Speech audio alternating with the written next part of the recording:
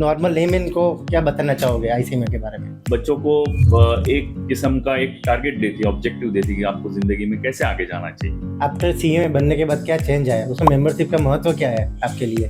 पैदा हुए हो लेकिन आपका कोई नाम नहीं है, तो आपका वो नाम आ जाता है मेंबरशिप के बाद। फॉरेन अपॉर्चुनिटीज क्या है अपने मेंबर्स के लिए? कॉस्टिंग इंस्टीट्यूट का नाम लेके, मतलब आईसीएमए का नाम लेके आपको जरूर वहाँ पे एक रिकॉग्नाइजेशन मिलेगा। कि कोर्स करने के लिए मेंबरशिप जरूरी है तो उसका कितना बेनिफिट होता है? कोर्सेस आपको काफी मदद करेंगे आपके करियर में आगे जाने के लिए। मेंबरशिप होगा तभी तुम सीएमए लगा सकते हो, अदरवाइज आप नाम के आगे सीएमए यूज नहीं कर सकते। इज इट ट्रू सर, ये बात सही है? यस, लीगली ये बिल्कुल सही है कि जब तक आप मेंबर नहीं हो तब तक आप सीएमए प्रीफिक्स नहीं लगा सकते। Good morning everyone, welcome to our new podcast in professional celebrities. And this time हमारे पास बहुत ही फेमस प्रोफेशनल सेलिब्रिटी है, CMA doctor Ashish Sate sir. He is a central council member currently and taking various positions, like he is a practicing cost accountant, he is a professor, and he is a famous social media influencer. So welcome to our new podcast in Professional Celebrity channel. Sir, welcome sir. Thank you so much. Sir, how does it feel to join in our podcast? These are the new things for you. So podcast is quite new to me and maybe first time I'm trying। जिंदगी में पहली बार शायद मेरी कोई मुलाकात मेरी बहुत बार हुई है, टीवी में हुई है, रेडियो में हुई है, लेकिन एज अ पॉडकास्ट मैं पहली बार ट्राई कर रहा हूँ और होपफुली आपको अच्छा लगेगा। और मतलब इंटरव्यू या पॉडकास्ट जिसे भी आप बोलो, है तो सेम ही लेकिन एक सेटअप अलग है। और विषय तो हमारा वैसे भी जो हम हमेशा बोलते हैं वही विषय है, तो लोगों को होपफुली वो पसंद भी आएगा। यस सर, हमने इस बार कुछ नया ट्राई किया है। You have bring our institute, what are the value of memberships, what are the value of CMS and importance role of ICMA in Indian economy, उसके ऊपर हम पॉडकास्ट कर रहे हैं। And I am happy sir कि you are joining us in this podcast. I know sir, अभी audit का season चल रहा है, time is very less for everyone, for you other CCMs and RCM, और आपका इलेक्शन भी आ रहा है प्रेसिडेंट का, तो we understand, but thank you so much, आपने टाइम निकाला हमारे लिए। तो सर हम स्टार्ट करते हैं। सर एक चीज़ बताना चाहता हूँ, मैं भी पूरे इंडिया में घूमता हूँ, आप भी घूमते हैं, तो आईसीएमआई क्या है और इंडियन इकोनॉमी में आईसीएमआई का रोल क्या है? सर हमारी एक अलग इकोनॉमी सिस्टम है सीएमए की, उसमें सबको पता है, लेकिन आप नॉर्मल लेमैन को क्या बताना चाहोगे आईसीएमए के बारे में? Institute of cost accountants of India, जिसे हम आईसीएमए कहते हैं, आईसीएमए का एक अलग रोल है पूरे देश में। अगर आप देखोगे तो हमारे लगभग 1 लाख मेंबर और 4 लाख तक स्टूडेंट्स हैं। ये सब जो मेंबर्स हैं, स्टूडेंट्स, एक अलग रोल इस देश की इकोनॉमी में निभाते हैं। और सबसे इम्पोर्टेंट चीज ऐसे है ना कि हम साइलेंट वर्कर हैं। जो कॉर्पोरेट गवर्नेंस की जब बात होती है, जब, क्योंकि बहुत सारे मेंबर्स जो हमारे हैं वो सर्विस में हैं, एम्प्लॉयमेंट में हैं, जिनको हम मेंबर्स इन बिजनेस कहते हैं, तो ये सारे मेंबर्स जो है एक साइलेंट वर्कर की तरह काम करते हैं। और इंडियन इकोनॉमी में उनका जो कंट्रीब्यूशन है वो काफी साइलेंट है, काफी वो बिना कुछ आवाज करे हुए या ऐसे करे हुए वो साइलेंटली इस देश की इकोनॉमी में कंट्रीब्यूट कर रहे हैं। और जहां तक मुझे याद है 2013 में जब वेंकैया नायडू जी हमारे एक जमाने के उपराष्ट्रपति रहे हैं, तो वो जब हमारे इंस्टीट्यूट में प्रोग्राम में आए थे, जिस वक्त मैं चेयरमैन था, तो उन्होंने एक बड़ा अच्छा मिसाल वहां पर दी थी, very good example he gave, कि any of the students once you get the success, correct, usually his father comes ahead and says that, you know, my son is very successful, my son is very successful. But behind the success of that son, सबसे major contribution होता है वो his mother का होता है। और mother बिल्कुल silent होती है, वो बच्चों को संस्कार देती है, बच्चों को बड़ा करती है, बच्चों को एक किस्म का एक टारगेट देती है, ऑब्जेक्टिव देती है कि आपको जिंदगी में कैसे आगे जाना चाहिए। वो एक मदर का रोल, कॉर्पोरेट में वो एक मदर का रोल जो है वो, या इंडियन इकोनॉमी में भी आप कह लो, वो रोल जो है वो कॉस्ट अकाउंटेंट निभाता है। और उससे कॉर्पोरेट आगे बढ़ता है, उससे कंपनी आगे बढ़ती है। इसके लिए हमारी जो टैगलाइन है इंस्टीट्यूट की, वो भी वही है कि behind every successful business decision there is always a CMA. Wonderful sir, wonderful. Sir आप थोड़ा आपके बारे में बता पाएंगे कि आपने कब सीएमए स्टार्ट किया, कब कंप्लीट किया, फिर आपकी सक्सेस स्टोरी, और आप मेंबर इंस्टीट्यूट के कब बने, और आपकी लाइफ में सीएमए मेंबरशिप का क्या इंपॉर्टेंस है? मैंने अपना सीएमए जो स्टार्ट किया वो बहुत मतलब जिंदगी में मैं पहली बार जब सीएमए फाउंडेशन के लिए फॉर्म भरा था, वो साल शायद 1998 या 1999 होगा। Yes, जब मैंने अपना 12th स्टैंडर्ड पास किया था, उससे पहले था, मुझे अभी एग्जैक्टली याद नहीं। मुझे आज भी याद है कि मेरे माँ के जो भाई मतलब मेरे मामा जो थे, वो मेरा फॉर्म WRC में उधर जाके देके आए थे बॉम्बे में, रोहित चैम्बर्स में। और तभी मैंने एडमिशन ले लिया था फाउंडेशन में, और वो एग्जाम फॉर्म मेरे लिए देखते हुए, तभी तो कुछ ऑनलाइन वगैरह था नहीं। हमने यस सर, आपके अभी नए स्टूडेंट के हिसाब से तो काफी डिफिकल्ट डेज हमने देखे हैं, तो वो फॉर्म देके आए। तो कुछ रीजन की वजह से मैं वो एग्जाम लिख नहीं पाया, और वो मेरे से बड़े नाराज हुए कि अरे मैं इतना मेहनत करके तुम्हारे लिए फॉर्म देके आया, तुम एग्जाम क्यों नहीं बैठे। ठीक है, मैं नहीं बैठ पाया, बट मैं तब से पैशनेट था, जब से मैं 12th कर रहा था तब से पैशनेट था कि मैं कॉस्ट अकाउंटेंट बनूं।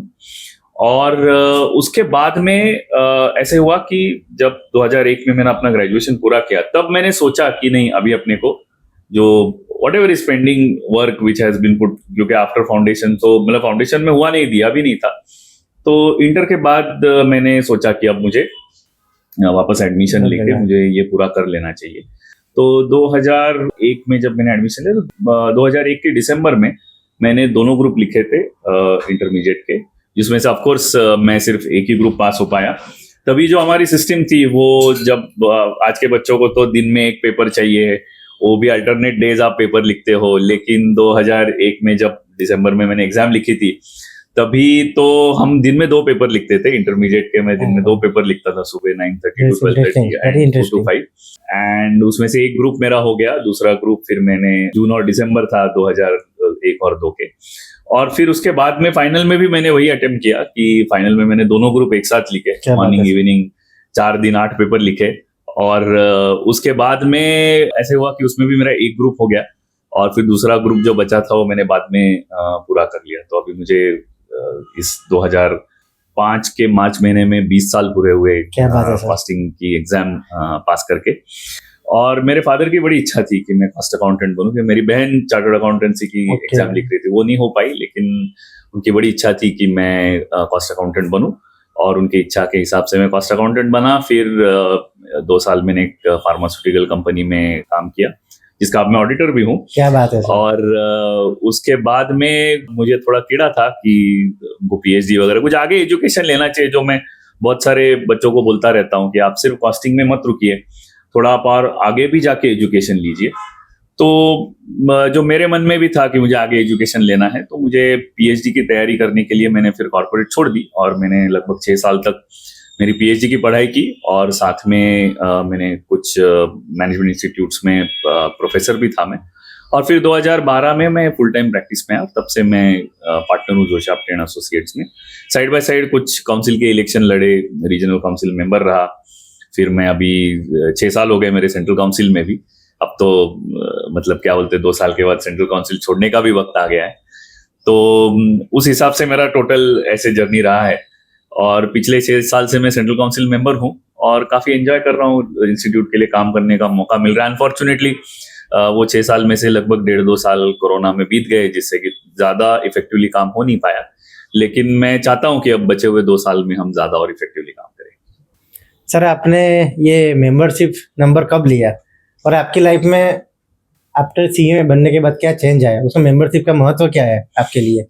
मैं बहुत सारे लोगों को बोलता रहता हूँ कि आप मेंबरशिप लो, आप एग्जाम पास हुए हो। तो मेंबरशिप से क्या होता है ना कि मेंबरशिप मतलब जैसे कि आप पैदा हुए हो लेकिन आपका कोई नाम नहीं है, तो आपका वो नाम आ जाता है मेंबरशिप के बाद। तो सिर्फ आप पैदा होके जिंदा होके यहाँ वहाँ घूम रहे हो, उसका कोई मतलब नहीं है, आपको नाम चाहिए, और वो नाम आपको वो मेंबरशिप के बाद मिलता है। आपकी जब एसोसिएट मेंबरशिप होती है, तो आप ऑफिशियली टेक्निकली आप अपने नाम के पीछे CMA ये प्रीफिक्स लगा सकते हो। तो मैंने जो मेंबरशिप ली थी मेरे हिसाब से 2009 में मैंने अपनी मेंबरशिप ली थी। तभी मैं भी बहुत सारे जो अभी मेंबर्स हैं हमारे, जो ये बोलते हैं कि मुझे मेंबरशिप लेने की क्या जरूरत है, यस सर। मेंबरशिप का क्या फायदा है, तो मैं भी वही सोचने वाला था। मैं 2005 में एग्जाम पास कर लिया, बहुत सारा एक्सपीरियंस तभी भी था मेरे पास, लेकिन मैं भी मेंबरशिप लेने के काफी अवर्स था। क्या करना है उस मेंबरशिप को लेके, क्यों पैसा खर्चा करना है, इस तरह का मैं भी सोचता था। लेकिन 2009 में मेरी थोड़ी सी विजन बदली और मैंने मेंबरशिप ली। मुझे सबसे ज्यादा फायदा मेंबरशिप का ये हुआ, मेंबरशिप लेने, क्योंकि मैं पीएचडी कर रहा था और मेरा जो यूनिवर्सिटी थी, मेरी जो यूनिवर्सिटी जहां पर मैं पीएचडी कर रहा था, सिम्बायोसिस इंटरनेशनल डीम्ड यूनिवर्सिटी, उस यूनिवर्सिटी में मेरे मेंबरशिप के बाद मुझे कुछ फीस में कंसेशन भी मिले और एक जो रुतबा होता है कि आप कॉस्ट अकाउंटेंट हो, आपका ये मेंबरशिप नंबर है, आपके नाम के पीछे सीएमए लगा रहे हो, इससे भी मुझे काफी फर्क पड़ा। एक लोगों का देखने का जो नजरिया था, उससे मुझे बहुत फर्क पड़ा। उसके बाद में ऑफ कोर्स मेंबरशिप लेके मैं काउंसिल लड़ा और जो भी हुआ सो हुआ। बट मेरी एक सिंसियर रिक्वेस्ट है आप सबसे कि आप जरूर मेंबरशिप इंस्टीट्यूट की आपको लेनी चाहिए। उससे इंस्टीट्यूट को भी बड़े फायदे होते हैं। देखिए, इंस्टीट्यूट की आज जो मेंबरशिप फीस है, मतलब जुलाई 2025 में जो मेंबरशिप फीस है वो है सिर्फ 1,000 रुपया एंट्रेंस फी प्लस जीएसटी है, और मतलब एवरी ईयर आपको और 1,000 रुपया देना पड़ता है प्लस जीएसटी। आप आज जो हो वो इंस्टीट्यूट की वजह से हो। इंस्टीट्यूट में आप जब रजिस्टर होते हो कि आप मेंबर हो और इतनी मेहनत करके आप एग्जाम पास हुए हो, तो आपको ये हक मिलता है कि आप उनकी मेंबरशिप ले, किसी और लोगों को हक नहीं मिलता है। तो ये सोचते हुए आपको ये मेंबरशिप लेनी चाहिए। इंस्टीट्यूट में जब आपका रजिस्ट्रेशन होता है एज अ मेंबर, तो इंस्टीट्यूट के कई सारे फायदे आपको मिलते हैं। इंस्टीट्यूट के कई सारे पब्लिकेशंस हैं, मतलब ये बहुत सारे एग्जांपल्स, बहुत सारे जो फायदे, उसमें से एक मैं गिना रहा हूं। जो भी इंस्टीट्यूट के पब्लिकेशंस हैं वो डायरेक्टली आपको ईमेल पे आते हैं, उससे आप पढ़ सकते हो, आप अपडेटेड रह सकते हो। आपको लगता है कि मैं मेंबर इन एम्प्लॉयमेंट हूं, तो मुझे मेंबरशिप लेके क्या फायदा है। अगर आप सोचो कि एक आध आइडिया सिर्फ आपको आए, इंस्टीट्यूट के मैनेजमेंट अकाउंटेंट हो या फिर जिस कमेटी का मैं चेयरमैन हूं, सुखिनो भवंतु हो, जिसमें कि हम सस्टेनेबिलिटी के बारे में लिखते हैं। आप सोचिए कि आप एक आध आर्टिकल सस्टेनेबिलिटी में पढ़ ले, जो इंस्टीट्यूट के मेंबर लिखते हैं, उनका एक्सपीरियंस वो बता रहे हैं। तो वो होने के बाद आप अगर किसी कंपनी के मीटिंग में इस सस्टेनेबिलिटी के बारे में एक वर्ड भी बोल दे, तो पता नहीं, शायद आपका प्रमोशन हो जाए, आपके बॉस जो है, इमीडिएट बॉस जो है, वो आपको एक अच्छा नॉलेजेबल इंसान समझे। ये सारी चीजें आपको शायद से जो इंस्टीट्यूट के मटेरियल से आती है, वो आपको कहीं रील देख के या फिर कहीं और वीडियो देख के वो शायद ना आए। हम काफी उसमें एक्सपेरिमेंट भी कर रहे हैं, तो ये सारी चीजों का आपको फायदा होता है। ये एक ही फायदा मैंने गिनाया है। इसके अलावा भी आप अगर देखोगे तो इंस्टीट्यूट बहुत सारे अवार्ड्स देती है।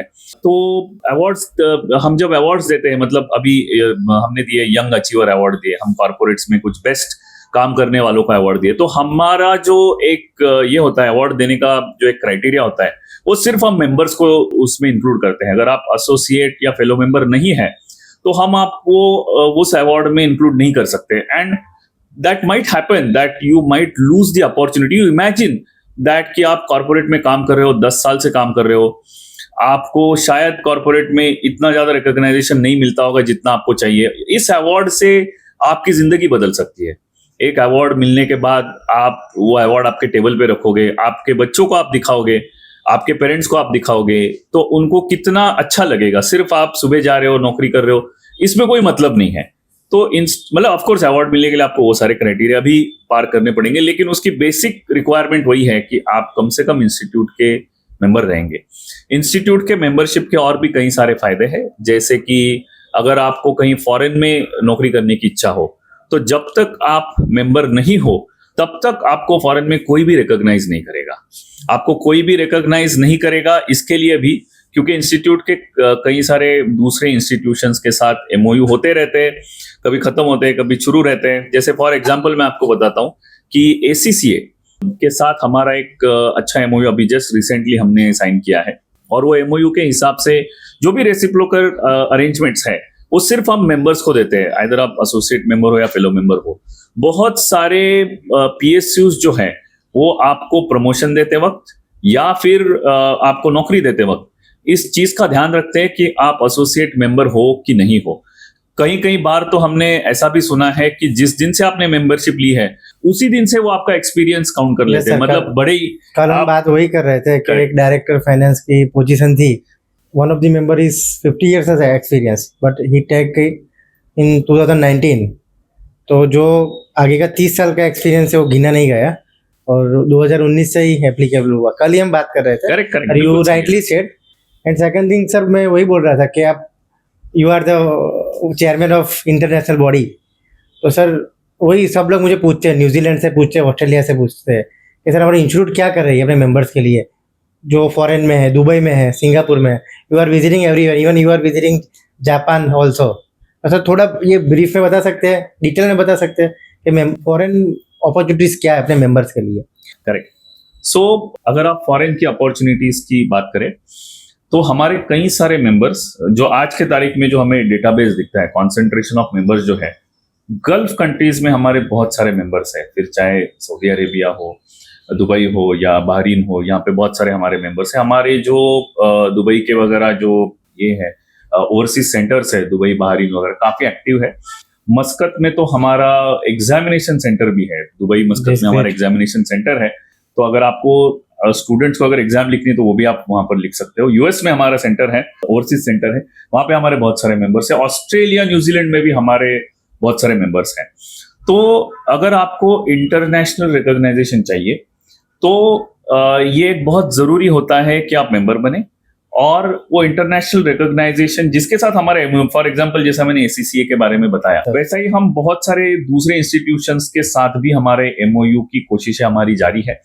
और वो हो जाएगा तो वो सिर्फ बेनिफिट से वो मेंबर्स को मिलेंगे. और आपको अगर फॉरेन में अपॉर्चुनिटीज लेनी है और अगर आप कॉस्ट अकाउंटेंट हो तो कॉस्टिंग इंस्टीट्यूट का नाम लेके, मतलब आईसीएमए का नाम लेके आपको जरूर वहां पे एक रिकॉग्नाइजेशन मिलेगा. स्पेशली आप गल्फ कंट्रीज में जाओ या फिर आप साउथ ईस्ट एशिया में जाओ, ऑस्ट्रेलिया, न्यूजीलैंड में जाओ, वहां पे आपको डेफिनेटली हमारे डिग्री का रिकॉग्नाइजेशन मिलेगा. ऑफकोर्स वो जो लोकल लॉज है वो आपको देखने पड़ेंगे, बट यहाँ पे बहुत सारी अपॉर्चुनिटीज भी कॉस्ट अकाउंटेंट्स को अवेलेबल है. भले ही चाहे ऑस्ट्रेलिया हो, सिंगापुर हो, मलेशिया हो, वहां पे कंबोडिया, वियतनाम हो, थाईलैंड हो, या फिर यहाँ पे आप गल्फ कंट्रीज में आओ. ये सारे गल्फ कंट्रीज जो है जीसीसी वाले कंट्रीज है, यहाँ पे आपको बहुत सारी अपॉर्चुनिटीज कॉस्ट अकाउंटेंट्स को मिलेगी जब आप मतलब कॉस्टिंग पूरा करोगे और वहां पर जाने का अगर आपने सोचा है तो. Sir you are heading the placement cell. Last year हमारा बहुत सारा बात भी हुआ था कि सर बीपीसीएल में हमें अप्रोच कर रहे हैं.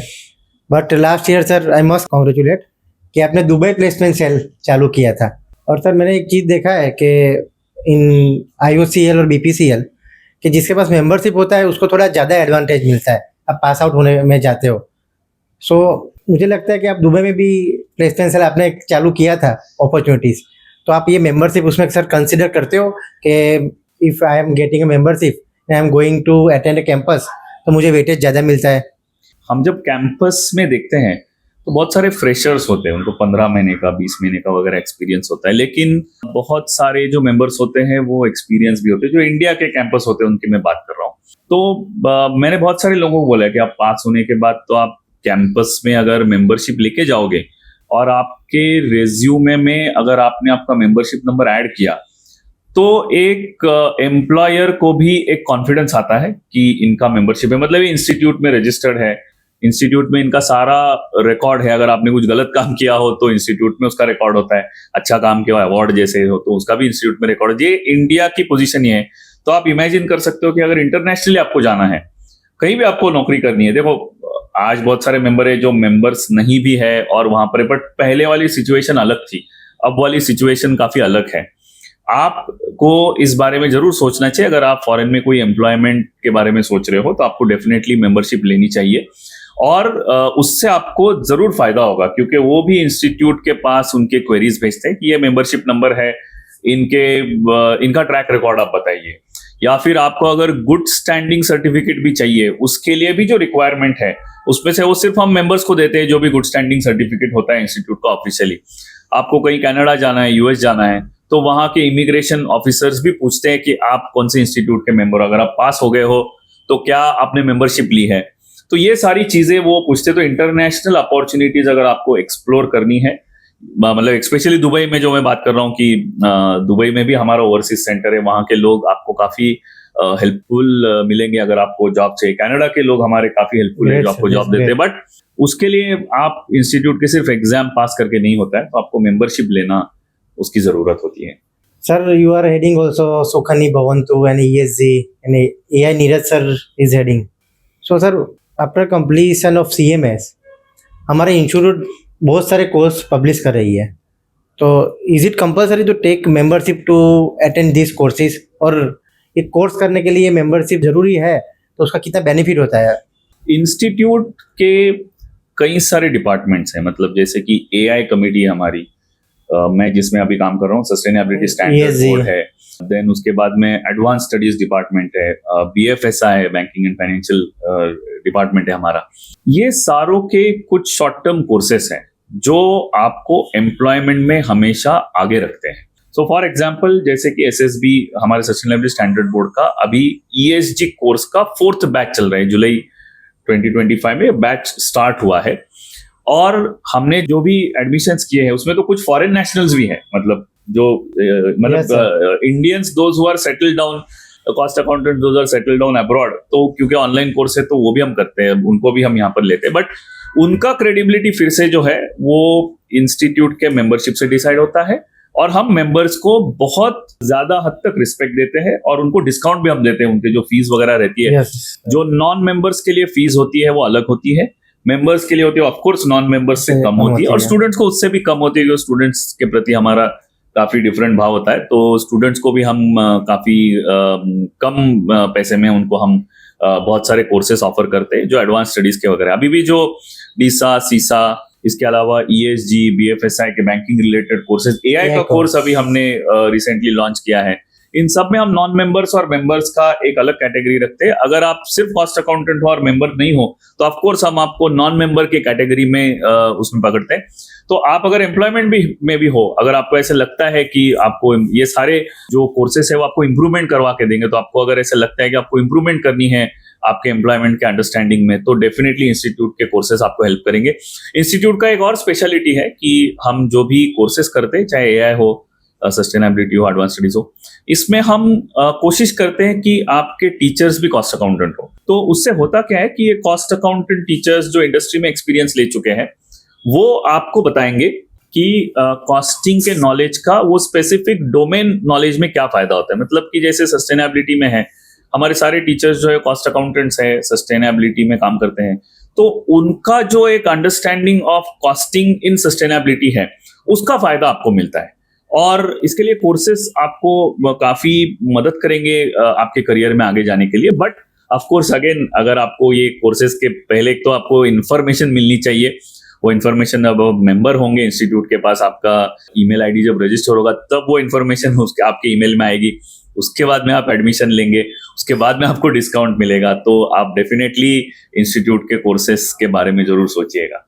सर, आईकोएस अभी लास्ट ईयर ही उसकी एग्जाम आई थी, and it's a government body, and वो आईकोएस पास करने के बाद you are the one of the UPSC candidate, ऐसा कहलाते हो सर। तो आईकोएस एग्जाम देने के लिए मेंबरशिप चाहिए उसके लिए, और इफ नहीं चाहिए और मेंबरशिप आपके पास होती है तो उसका सर मुझे लगता है कुछ एडवांटेज मिलता है। तो सर थोड़ा ब्रीफ कर पाएंगे कि आईकोएस क्या है और सीएमए मेंबर को क्या बेनिफिट होता है? गवर्नमेंट ऑफ इंडिया एक बहुत बड़ा एडमिनिस्ट्रेशन चलाता है, और उस एडमिनिस्ट्रेशन को चलाने के लिए जो टॉप के लोग होते हैं, वो चाहे आईपीएस हो, आईएएस हो, आईआरएस हो, और उसके अलावा भी एक एडिशनल एग्जाम उसमें है, वो इंडियन कॉस्ट अकाउंटिंग सर्विसेज। तो आईकॉस में क्या होता है कि ये जो बहुत सारे गवर्नमेंट के डिपार्टमेंट्स है, इनका भी एक फाइनेंस और कॉस्टिंग होता है। जैसे फॉर एग्जांपल मैं आपको सिंपल बताता हूँ कि textile department, ministry of textile में जो टेक्सटाइल कंपनीज की कॉस्ट है, वो किस तरह से मैन्युफैक्चरिंग करते हैं, उनके मैन्युफैक्चरिंग की क्या कॉस्ट है, ये समझने के लिए गवर्नमेंट ऑफ इंडिया ने जो ऑफिसर्स अपॉइंट किए हैं वो सारे आईकॉस के ऑफिसर्स होते हैं। सो एक स्पेशल ग्रेड ऑफ एग्जामिनेशन, जैसे यूपीएससी है, आईआरएस का एग्जाम है, वैसे ही आईकॉस का भी एक एग्जाम होता है, और वो आईकॉस के एग्जाम में पास करके आप गवर्नमेंट नौकरी के लिए आप ट्राई कर, मतलब वो गवर्नमेंट ही है तो आपको तुरंत ही नौकरी मिल जाती है वहां पर।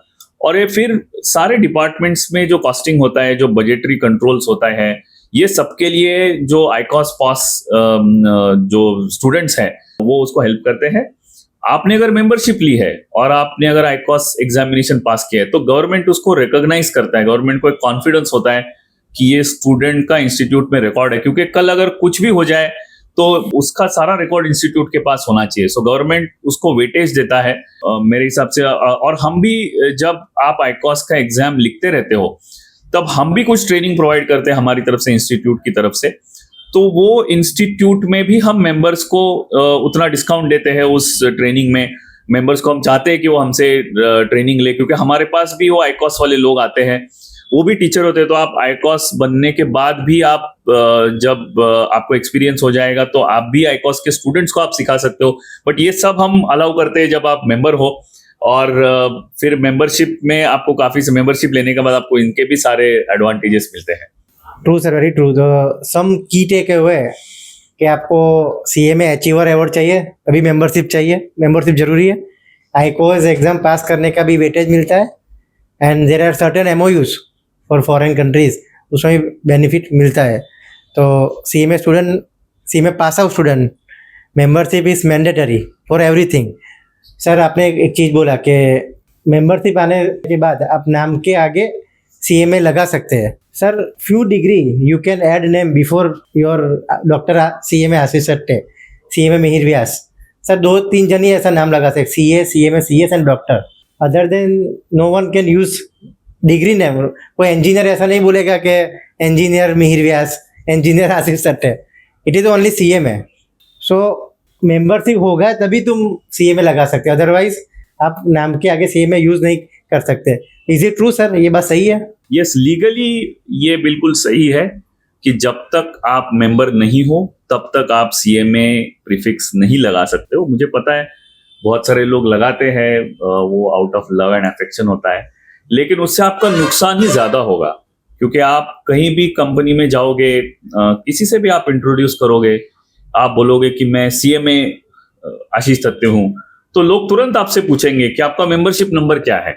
और तभी आपको समझ में आएगा कि नहीं, अरे मैंने तो गलत बोल दिया। शायद जो उस वक्त में जो आपको एक जो ये झेलना पड़ेगा, अपमान जो झेलना पड़ेगा कि भाई हमने सीए में तो लगा लिया लेकिन हम मेंबर नहीं है, तो वो बहुत डिफिकल्ट हो सकता है। मतलब मैं 1-2 लोगों को कभी एग्जाम्पल भी दिया हूँ ऐसे कि आप समझो किसी मैरिज प्रपोजल में किसी लड़की के साथ जाके बैठे हो, या लड़का लड़की बैठे हैं, लड़की ने बोला आई एम सीए में दिस, और सामने वाले को थोड़ा बहुत कुछ पता होगा, करेक्ट, वो बोलेगा तो आपका मेंबरशिप नंबर क्या है। अरे सोचिए आपका कितना नुकसान हो जाएगा उस वक्त में। तो मतलब ऑफ कोर्स ये मजाक है, लेकिन फिर भी मैरिज प्रपोजल छोड़ दीजिए, लेकिन नौकरी में अगर आप ये कुछ ऐसे इंसिडेंट्स हुआ कि एचआर ने पूछा कि आपका मेंबरशिप नंबर क्या है और आप नहीं बता पाएंगे, तो शायद जो जिल्लत आपको झेलनी पड़ेगी वो बहुत ज्यादा होगी। तो मेरा सजेशन है कि लीगली आप सीए में वर्ड तभी यूज कर सकते हो जब आप मेंबर हो। आप मतलब अदरवाइज कोई इतना ज्यादा देखता नहीं कि आप सीए में नेम यूज कर रहे हो कि नहीं करो, बट उससे आपका नुकसान ही ज्यादा होगा। और अच्छा, मेंबरशिप में है क्या, आपको फर्स्ट ईयर में 2,000 रुपए प्लस जीएसटी देना, अगले साल तो हर साल 1,000 रुपीज प्लस जीएसटी देना। आपकी सैलरी देखो, अरे हम बहुत सारे लोगों को बोलते हैं आप तो वैसे चाय पीने का खर्चा कभी एक टाइम में दोस्तों के साथ जाते हो, तो वो भी ऐसे 1,000 रुपए आज हम उड़ा के आते हैं। सर हम जगदीश में कुछ खाना तो थेपला ही 2-3 जन का हो जाता है। करेक्ट, बिल्कुल सही है। पॉपकॉर्न आप मूवी देखने जाते हो, पॉपकॉर्न तो 1,000 रुपए से ज्यादा आता है। मैं परसों पिक्चर देखने गया था, एक बड़ा वाला टब लिया, कुछ कोल्ड ड्रिंक लिए, ये लिए वो लिए, ऐसे ही 1,500 रुपए तो ऐसे ही चले गए थे। तो मतलब इतने कम पैसे में आपको मेंबरशिप इंस्टीट्यूट की मिलती है, तो आपको जरूर लेनी चाहिए। इससे इंस्टीट्यूट को बहुत फायदा होता है, क्योंकि जब हम इनकम टैक्स बिल के लिए जब गवर्नमेंट के साथ जब डिस्कस कर रहे थे, तो वहां के सारे जो एमपीज थे जो सिलेक्ट कमेटी में थे, बहुत सारे लोगों के पास वही सवाल था उनके आंखों में, या उन्होंने एक्सप्रेसली हमसे पूछा कि आप लोग इतने कम मेंबर्स आपके क्यों है, प्रैक्टिसिंग मेंबर्स, और आपके ओवरऑल मेंबर्स भी इतने क्यों कम है। तो उनको हमें जवाब देना बहुत मुश्किल था, क्योंकि जो हमारे राइवल इंस्टीट्यूशंस थे उनके मेंबर्स काफी थे, 1,40,000 थे प्रैक्टिसिंग मेंबर्स, बहुत सारे थे। तो ऐसे हमारे बहुत सारे लोग। इसमें एक चीज बोलना चाहूंगा, वो पंजाबी में बोलते हैं, एक सिख 1.25 लाख के बराबर। एक कॉस्ट अकाउंटेंट 1 करोड़ सीए के बराबर है। सही बात है। बिल्कुल सही है, 100%। ट्रू। एंड आपने भी स्टार्टिंग में बोला है, every successful decision there is always CA में। तो कभी कभी मैं मानता हूँ सीए को भी हमारी जरूरत है, सीएस को। मैं कोई डिग्री को डिमोट नहीं कर रहा हूँ, all are our brothers and sisters. So I personally feel के CA is our brother rather than competitor. और कभी भी सीएमए के प्लेटफॉर्म पे हम ऐसा बोलते भी नहीं कि सीए और सीएस ऐसे है। We are always reaching and supporting our mother institute, our brother institute, sister institute. बराबर है सर? यस बिल्कुल सही है। गवर्नमेंट ने कुछ तो सोच के ही ये 3 इंस्टीट्यूट्स बनाए हैं। और हमने तो बहुत साल पहले तक, अभी हम सिस्टम नहीं है वैसे, लेकिन बहुत साल पहले तक तो हमारे रेसिप्रोकल अरेंजमेंट्स भी थे कि आप अगर वो एग्जाम पास कर लेंगे तो यहाँ पे आपको 1-2 एग्जाम्स कम, मतलब 1-2 पेपर्स कम देने पड़ेंगे। तो हम सब एक है और हम सबके अलग अलग रोल है वो कॉर्पोरेट्स में। सीए का अलग रोल है, कंपनी सेक्रेटरी का अलग रोल है, कॉस्ट अकाउंटेंट्स का अलग रोल है, और हम सारे वो रोल बहुत अच्छी तरह से निभा रहे हैं। और मुझे कॉन्फिडेंस है कि अगर हम सब साथ में रहेंगे तो इस देश को, जो हमारे प्राइम मिनिस्टर है नरेंद्र मोदी जी, उनका जो विजन 2047 है, जब हम इस देश के इंडिपेंडेंस के 100 साल पूरे करेंगे, तभी जो हमारा एक विजन है, तभी जो हमारा एक टारगेट है कि हम कुछ बन के दिखाए। आज भी हमारी इकोनॉमी नंबर 4, नंबर 3 तक आ चुकी है। तो उस वक्त 2047 में जो हमारे प्राइम मिनिस्टर ने जो सपना देखा है, उसको पूरा करने के लिए हम सारे लोग उस दिशा में काम करेंगे, हम सारे प्रोफेशनल्स उस दिशा में काम करेंगे। और मुझे गारंटी है कि कॉस्ट अकाउंटेंट्स भी अच्छी तरह से काम करेंगे और वो विजन हम जरूर अचीव कर लेंगे। Wonderful sir, wonderful sir. अभी फ्यूचर में आपका कुछ एमओयू का प्लानिंग है कि मेंबरशिप लेने के बाद ये these are the MOUs? For example, आप कुछ सुबह ही बात हम हो रहे थे कि एप्पल के साथ कुछ डिस्काउंट मिलता है, या सैमसंग प्रोडक्ट के साथ, या कुछ अदर अरेंजमेंट ऐसा प्लान कर रहे हो कि आप? We are doing so many MOUs, like tricolour hospital के साथ किया है, क्योरलो के साथ किया है, एंड आप मेडिकल हेल्थ पॉलिसी भी लेना चाहते हो, उसके साथ भी हमारा एमओयू है। तो फ्यूचर में ऐसे कुछ एमओयू आप करने वाले हैं सर के उससे मेंबर को बेनिफिट हो सकता है? अगर हम सोचें कि आप 1000 रुपए देके हमें, मतलब ये सब प्यार मोहब्बत ठीक है, जर्नल मिलता है, वो एचआर में ये सब ठीक है, लेकिन मॉनेटरी बेनिफिट भी तो आपको मिल सकता है। जैसे न्यू इंडिया इंश्योरेंस के साथ इंस्टीट्यूट का एमओयू है, तो आपको अगर मेडिकल पॉलिसी लेनी है तो आपको उसमें सीधे डिस्काउंट मिलता है, आप डिपेंडिंग अपॉन आपके पॉलिसी का क्या साइज है। इसके अलावा जैसे एप्पल है और सैमसंग है, तो ये सारे कंपनियों में स्टूडेंट्स को, या आपने अगर मेंबरशिप कार्ड दिखाया तो भी आपको बहुत सारे डिस्काउंट्स वहां पर मिलते हैं। अभी हमारा एक्चुअली एमओयू थोड़ा सा वो एक्सपायर हो गया है, लेकिन मेरे हिसाब से बैंक ऑफ बड़ौदा के साथ, जहां पर मैं बैठा हूँ बड़ौदा में, तो बैंक ऑफ बड़ौदा के साथ भी हमारा एक एमओयू था, जिससे कि आपको बैंक ऑफ बड़ौदा का एक बहुत बढ़िया सा कार्ड मिलता था, उससे आपको एयरपोर्ट लाउंज एक्सेस मिलता था, आपको काफी सारे कम अमाउंट पे पर्सनल लोन वगैरह मिलता था, वो डेबिट क्रेडिट कार्ड आप उसको यूज कर सकते थे। बहुत सारी एडवांटेजेस है। ऐसे बहुत सारे एमओयू लोकल लेवल पे भी होते हैं, जैसे कि अमीर भाई ने कहा कि हॉस्पिटल के साथ अहमदाबाद, बड़ौदा सर के जैसे बहुत सारे सिटीज में, इसके अलावा भी नॉर्थ में, साउथ में लोकल चैप्टर्स ने भी कई सारे लोकल जो हॉस्पिटल्स हैं उनके साथ एमओयू किए हुए हैं। और वो एमओयूज जो है उससे आपको हॉस्पिटलाइजेशन में भी, मतलब सिर्फ 1000 रुपया देके आपको कई सारे मॉनिटरी बेनिफिट्स भी मिल सकते हैं। ये बहुत इंपॉर्टेंट है। अगर किसी को लगता है कि 1000 रुपए देके हमें क्या मिलेगा, तो आपको वैसे मॉनिटरी बेनिफिट्स भी मिलेंगे।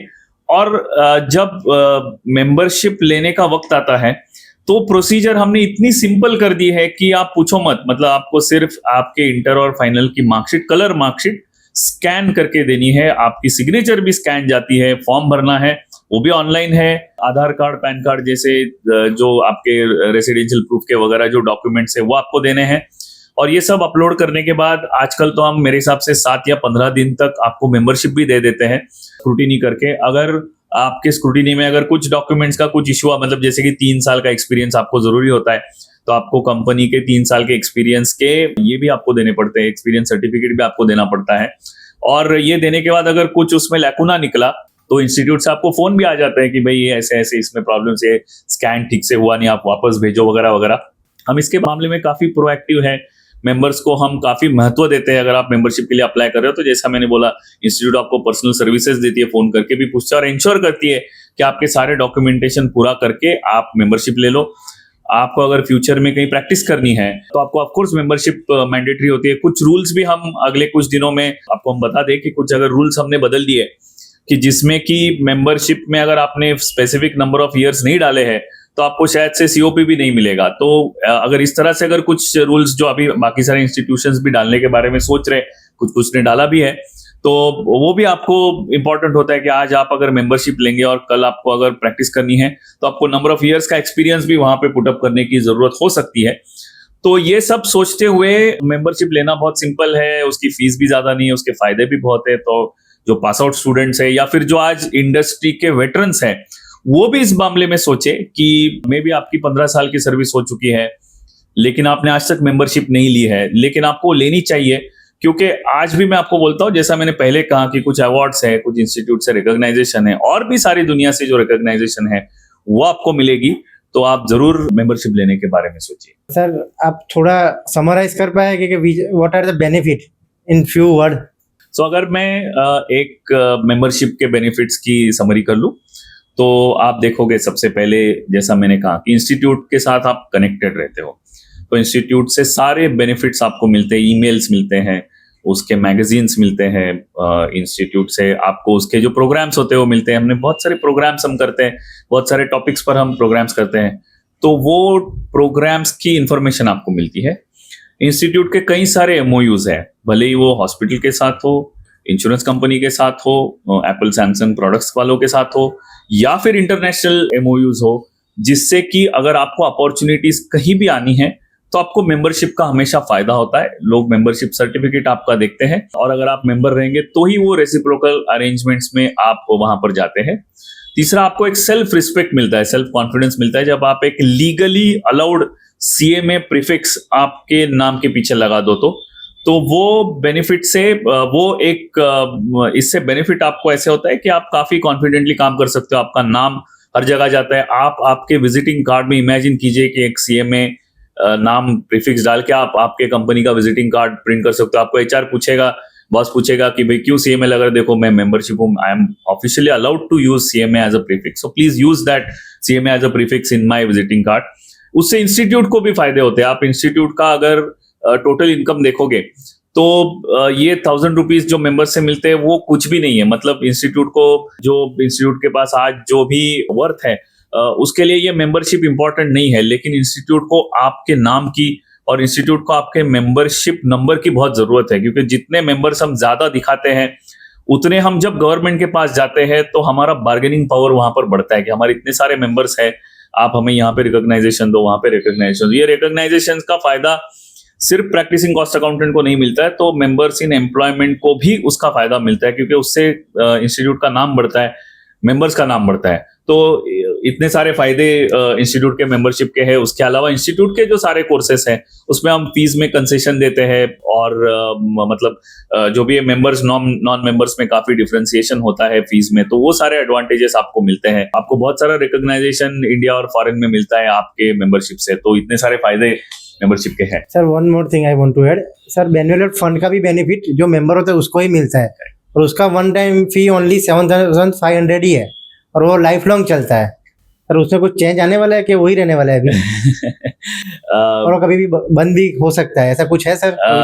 अभी फिलहाल तो थोड़ी चर्चा चल रही है उसकी, लेकिन अल्टीमेटली जो मेंबर्स है वो तो मेंबर्स रहेंगे। तो आप जल्दी से उल्टा मेंबरशिप ले लो बेनेवोलेंट फंड का, अनलेस आप एसोसिएट मेंबर हो, आप बेनेवोलेंट फंड के मेंबर नहीं हो सकते हो। तो in case of critical illness हो या इन केस ऑफ डेथ हो तो इंस्टीट्यूट का एक जो स्कीम है उसके हिसाब से अगर आप इंस्टीट्यूट के बेनेवोलेंट फंड के मेंबर बनोगे तो कुछ रकम जो है वो आपको उसमें in case of critical illness और डेथ के केस में आपके लीगल हेयर्स को वहां पर मिल सकती है। तो बट ये सब कब हो सकता है? जब आप मेंबर हो गए, एसोसिएट या फेलो मेंबर, और उसके बाद में ही आपको बेनेवोलेंट फंड का मेंबर बनाया जाता है। तो एक कम्युनिटी सर्विस भी है वो, सो दैट यू नो कि हम सब अगर मेंबर्स एक साथ मिलके एक फंड बनाएं तो हम सबके लिए वो उसका फायदा हो सकता है। तो ये भी कुछ एडवांटेजेस है इंस्टीट्यूट के मेंबरशिप के। जो लोग ऐसा बोलते हैं क्या बेनिफिट है मेंबरशिप के, सर ने बहुत ही अच्छा एक्सप्लेन किया। एक मूवी के पॉपकॉर्न के खर्चे के इन्वेस्टमेंट के बाद आपको बहुत सारी चीज़ में डिस्काउंट मिलता है, कार लेने जाते तो उसमें भी डिस्काउंट मिलता है, benefit fund term plan it's like a term, उसमें भी बेनिफिट मिलता है and you can access so many MOUs of the institute. So जिसने मेंबरशिप नहीं लिया है वो आज का आज ही रजिस्टर करे और कुछ भी मदद की जरूरत है आप इंस्टीट्यूट या लोकल चैप्टर में कनेक्ट कीजिए। इवन आशीष सर और मुझे भी कनेक्ट कर सकते हैं। Sir thank you so much, it's a wonderful session. आप इसमें कुछ ऐड करना चाहते हो तो? सो हमने बहुत सारे फायदे गिनाए मेंबरशिप लेने के। इसके अलावा भी ये फायदे जो है ये आज तक जो मैं देखता हूँ वो हो, शायद मैं एक आध दो मिस भी कर जाऊं जो शायद मुझे पता भी ना हो, वो भी बहुत सारे फायदे उसमें हो सकते हैं। इतना मैं आपको एश्योर करता हूं कि आगे जाके ये फायदे कम नहीं होंगे, ये फायदे बढ़ते ही जाएंगे। लेकिन आप अगर इसमें से पहले से इस गाड़ी में सवार हो तो आपको उसका फायदा मिलेगा। अगर आप आगे जाके करने जाओगे तो कभी कभी ऐसे होता है कि उसमें, जैसा कि मीर भाई ने कहा कि आपका एक्सपीरियंस है वो वहां से काउंट किया जाता है कि जब से आप मेंबर बने हो वगैरह वगैरह, तो एज अर्ली एज पॉसिबल आपको ये कर देना चाहिए। मेंबरशिप लेने से पहले मैं आपको और एक चीज बताना चाहता हूँ कि मोहित भाई का जो चैनल है प्रोफेशनल सेलिब्रिटीज का जो चैनल है वो आप जरूर सब्सक्राइब करें। मेंबरशिप तो आप बाद में लेंगे, सब्सक्रिप्शन तो आपको बिल्कुल बटन में आपको मिल जाएगी, एक क्लिक में आपको मिल जाएगी। मेंबरशिप के लिए आपको शायद कुछ डॉक्यूमेंट स्कैन करने पड़ेंगे, साइन करनी पड़ेगी, फॉर्म भरना पड़ेगा, बट यहाँ पे लाइक और सब्सक्रिप्शन के लिए आपको कोई डॉक्यूमेंट साइन नहीं करने पड़ेंगे, कोई सिग्नेचर नहीं देने, कोई फॉर्म भरना नहीं। बस एक जल्दी से एक आप सब्सक्रिप्शन का बटन दबा दीजिए और बेल आइकॉन भी दबा दीजिए, सो दैट आगे के भी इस तरह के पॉडकास्ट, मैं तो बस एक आदमी हूं, ये तो करते रहते, इससे पहले भी कई सारे हुए हैं, आगे भी कई सारे होंगे, तो आपको वो भी देखने को मिलेंगे। इससे पहले आईपीओ वाला जो पॉडकास्ट हुआ था वो भी काफी बढ़िया था। आगे भी इनके बहुत सारे प्लान से करने के, तो आप जरूर कीजिए। तो दोनों कीजिए, चैनल को भी सब्सक्राइब कीजिए और मेंबरशिप भी जरूर लीजिए। Thank you so much sir.